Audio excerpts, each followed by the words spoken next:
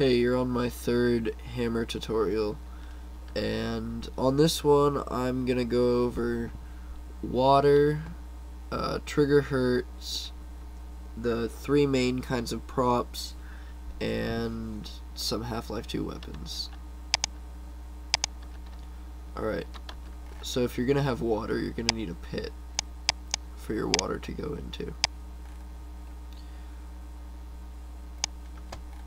I'm just going to use the carve tool here.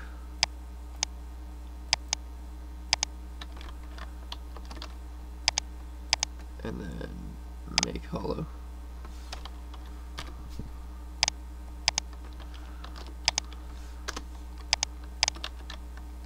Now what I just did is kind of cheap. Don't really do this. Don't do this when you map. Alright.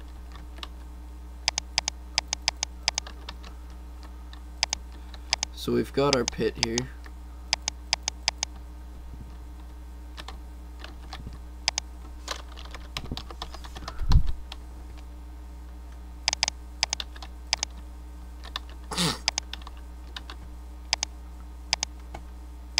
You're going to want to make a no draw brush where you'd like your water to be. Make sure that your water is lower than the brush for the floor next to it, because if it isn't, the splashing effects will kind of go up onto the land and it'll look really weird, so just don't do it. And you're going to want to texture it with a water texture. Go to your texture application tool, just look for water. Dev water 2 is usually a good default water to have.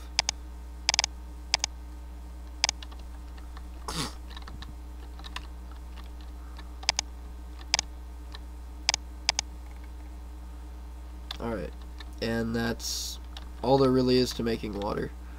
That'll work perfectly fine. A couple entities that go with water are water, blood, control.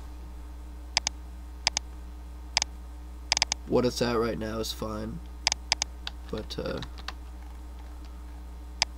you can change it if you want your water to be really high quality from far away, if it matters. And you're going to want an env cube map right in the middle of your water brush above it. Alright, so that covers water.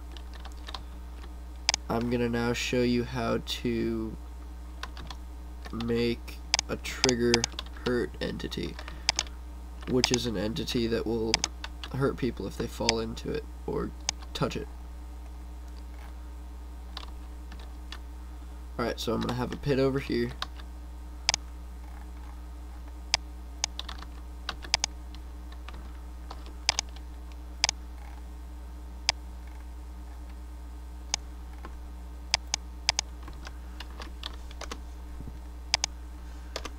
There we go. Voila. Alright, what is this doing here? Alright, I'm going to now make a brush in the bottom of a trigger or a trigger texture.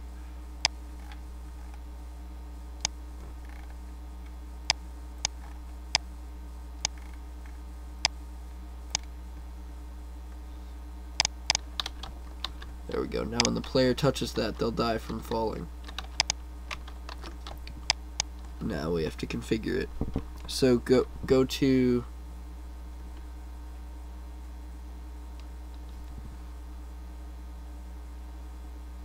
can I edit that out?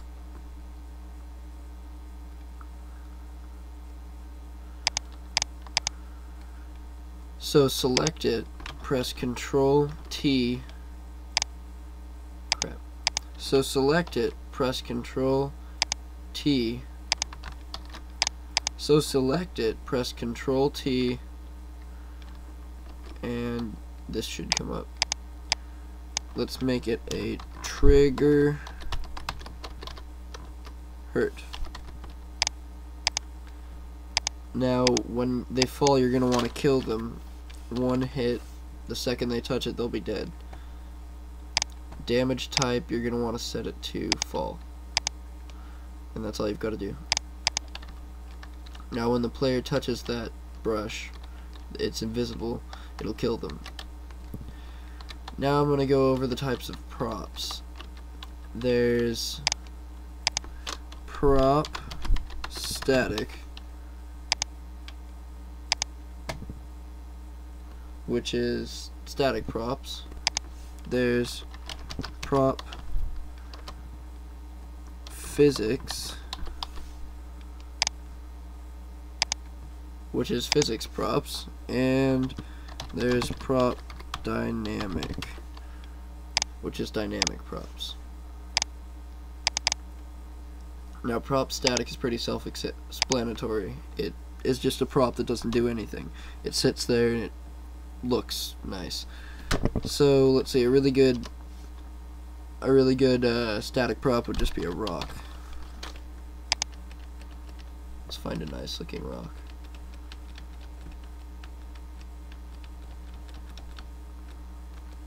That one will do.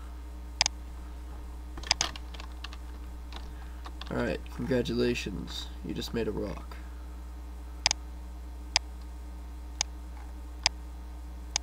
And now you know how it's done. Now there's physics props. And you're gonna want to go,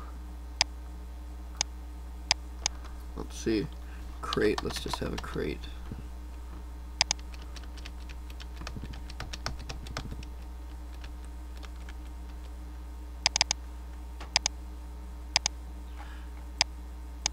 These are all the props that move around in Half-Life 2 and in Source. So you can set the model. If the model has a skin, you can change the skin. What I'm looking for here is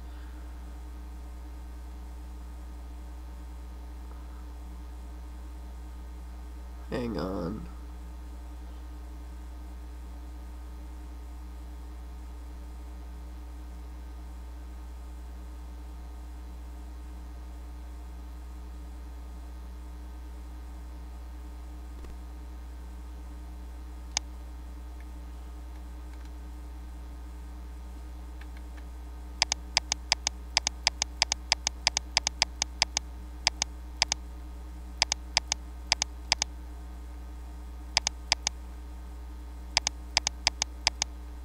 Oh, it's not here. Alright. Now for dynamic props. I'm just going to explain what this is. You'll never really use it if you're a beginner. You can choose the model, and this is if you need props to disappear, reappear, change color, I don't know, you name it. It's just if you want to manipulate props, or if you want them to follow moving objects, but we're not getting around to that yet. So we don't need that. Now, if you want to create a weapon, it's as simple as going to objects, weapon, underscore, here we go, this 357, could stick an RPG there, and the fizz gun, and there too. There. Now we can punt this crate around. Let's run the map.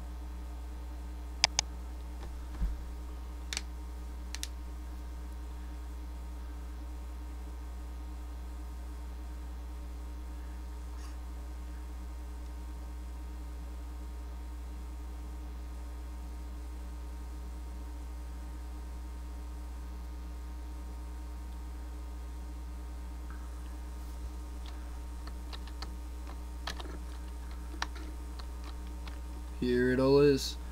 Here's the water.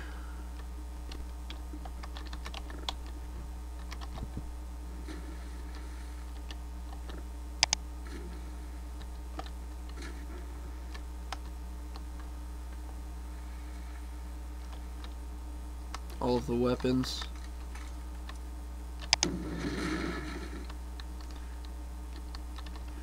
Oh, right now I don't have the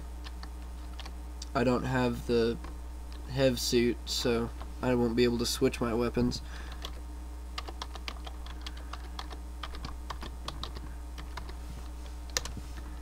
So it's good to also place an item underscore suit in the map if you'd like them to have the hev suit. And here's our deathfall.